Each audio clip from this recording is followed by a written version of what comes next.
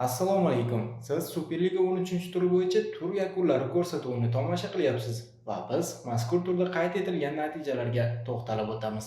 Kamina Shohrux Zoirov va biz boshladik. Ilk uchrashuv sifatida Sog'diyona Xorazm o'yinini tanladik. Mazkur uchrashuv oldidan bo'rilar kichik ustunlikka ega edi va amalda Sog'diyona buni uchrashuvda ham isbotlab oldi. Ilk daqiqalardan hujumkor o'yin taklif etgan Boshkovich shogirdlari 83-daqiqaga kelibgina o'z maqsadiga erishdi. Yorqin o'yinlari bilan jizzaxlik muxlislar mehrini qozongan Doriyev sherigining uzatmasidan aniq va kuchli zarbasi bilan raqib darvozasini ishg'ol qildi. Qayd etish lozim, bu uning mavsumdagi 7-goli edi va Lyubcho shu tariqa to'piralar jadvalida 2-o'ringa chiqib oldi. Mazkur natijadan so'ng Sog'diyona 13 ochko bilan 12-o'ringa chiqib olgan bo'lsa, Xorazm 14 ochko bilan 9-pog'onani band etgan. Andijon 13-turni o'z maydonida o'tkazdi. Bobur arenada kechgan bahsda burgutlar Qizilqumni qabul qildi. Mezbonlar favorit sanalgan mazkur uchrashuvda durang natija qayd etildi. Bahsning 5-daqiqasidayoq hisob ochildi. Farhod Bekmurodov burchak zarbasidan so'ng sobiq klubi darvozasini ishg'ol qildi. Goldan so'ng u mezbon jamoa muxlislaridan qo'lini baland ko'targancha uzr so'radi va golni nishonlamadi. 40-daqiqaga kelib navoiyliklar ikkinchi golga juda yaqin keldi, ammo Andijon himoyachisi to'pni chiziq ustida qaytarib qoldi. Har holda bu bahsli vaziyat bo'yicha hakam shunday qarorga keldi. Hisobda ortda qolayotgan Shatskix shogirdlari 77-daqiqaga kelib muvozanatni tikladi. Zaxiradan maydonga tushirilgan Shohjahon Yorqinboyev yaxshi kombinatsiyani golga aylantira oldi. Qizig'i, u Superligadagi debyut uchrashuvida 1 daqiqa ichida raqib darvozasiga yo'l topdi. Ushbu durang orqali Andijon 10-o'ringa chiqib oldi. 13 ochkosi bor Qizilqum esa 13-pog'onadan joy olgan. Farg'onada o'tgan Neftchi va Buxoro o'rtasidagi uchrashuv taqdirini yagona gol hal qildi. Buxoroda ham himoyaviy o'yin qurayotgan Baqoyev jamoasi 89-daqiqaga kelibgina xatoga yo'l qo'ydi va yakunda mag'lubiyatga uchradi. Ubaydullayevning ajoyib pasidan so'ng Jokich boshi bilan gol urib, bellashuvdagi yagona gol muallifi bo'ldi. Bu g'alaba farg'onaliklarni 23 ochko bilan 4-o'rinda qolishini ta'minladi. Buxoro esa 9 ochko to'plagan holda 15-pog'onani band etgan. Tur doirasidagi Qashqadaryo derbisida kutilgandek Nasafning qo'li baland keldi.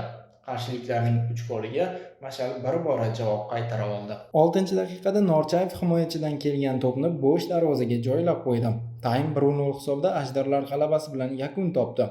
Ikkinchi bo'limda esa nominal mezbonlar hujumkorlikni oshirdi va 59-daqiqada hisob tenglashdi. 1-1. Nurjahon Muzaffarov kuchli zarbasi bilan Ne'matov qo'riqlayotgan darvozani ishg'ol qildi. Biroq oradan 8 daqiqa o'tar o'tmas Norchayev dublni rasmiylashtirdi. U Bozorovning havolatib bergan uzatmasidan so'ng boshi bilan muborakliklar posbonni dog'da qoldirdi. 74-daqiqada Cheran ham o'z nomini tabloga yozdirib qo'ydi. U Cholovichning pasini boshi bilan darvozaga kiritdi va o'yinga mantiqiy nuqta qo'ydi. Mazkur natijadan so'ng amaldagi chempionlar 31 ochko bilan peshqadamlikni yanada mustahkamladi. 8-pog'onada qolgan Mashal hisobida esa hozircha 15 ochko mavjud. Turning markaziy uchrashuvida Navbahor OKMKni yirik hisobda mag'lub etdi. Namanganda kechgan bahsda mezbonlar 3-0 hisobda g'alaba qozondi. 5-daqiqada O'rinboyev Odilovning Trivela uzatmasidan so'ng hisobni ochdi. Goldan ko'ra pas chiroyliroq chiqqani e'tiborga molik. 35-daqiqada esa Gilerme Gedesh hisobdagi farqni 2taga yetkazib qo'ydi. Jarima zarbasidan so'ng to'p himoyachilar qurshovsiz turgan braziliyalik futbolchiga kelib tushdi va u imkoniyatdan unumli foydalandi.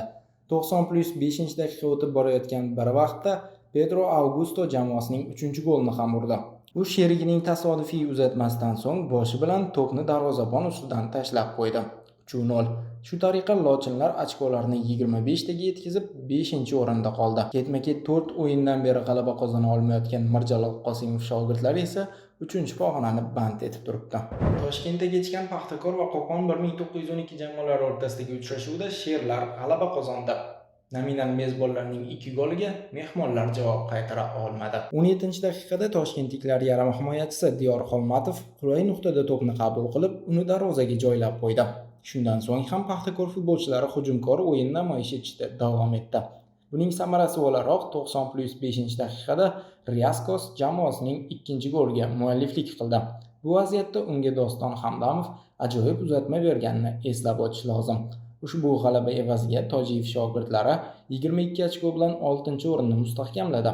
Qo'qon 1912 esa 12 ochko bilan 14-pog'onadan o'rin egallagan. Qashqadaryo va Surxondaryo klublari o'rtasidagi bahsda Sho'rtan Surxonni mag'lub etdi. 2-1 hisobda g'alaba qozongan g'uzorliklar mazkur mavsumdagi ikkinchi g'alabasini qo'lga kiritdi. 7-daqiqada Sherbo'tayev super zarbasi bilan termizliklarni hisobda oldinga olib chiqdi. Biroq 33-daqiqaga kelib uning jamoasi bir kishi kam bo'lib qoldi. Sunnatulloh Hamidjonov raqibiga nisbatan qo'pol harakati uchun qizil kartochkaga loyiq ko'rildi. Natijada mezbonlar ustunlikni o'z qo'liga oldi va 45+2-daqiqada Qodirov hisobni tenglashtiruvchi gol muallifi bo'ldi. 65-daqiqada G'uzor klubi o'zining ikkinchi golini ham kiritishga muvaffaq bo'ldi. Toshqo'ziyev qulay hududda to'pni qabul qilib oldi va to'pni darvozaga joylab qo'ydi. Bu g'alaba evaziga Sho'rtan 9 ochko bilan 15-o'rindagi Buxoroga yetib oldi. Surxon esa 14 ochko to'plagan holda 11-pog'onadan joy olgan.